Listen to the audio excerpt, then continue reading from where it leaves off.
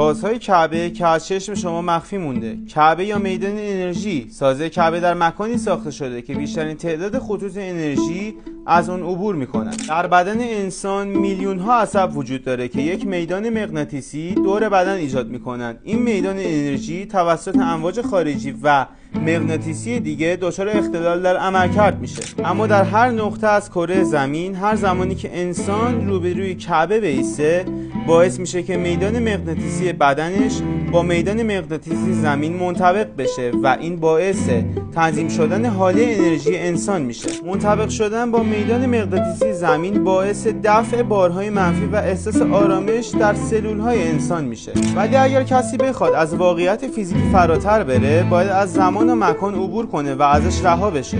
در واقع گردش برخلاف عقربه‌های ساعت به دور کعبه روح انسان رو از این بند آزاد میکنه و فرد احساسی متعالی رو تجربه میکنه. مسلمانان 7 بار به دور کعبه گردش میکنن که این نشانگر همان 7 بعد معنوی، 7 چاکرا و 7 آسمان است. برای دریافت آگاهی بیشتر پیج من رو دنبال کن و برای عضویت در محفل شورای نور کلمه عضویت رو کامنت کن.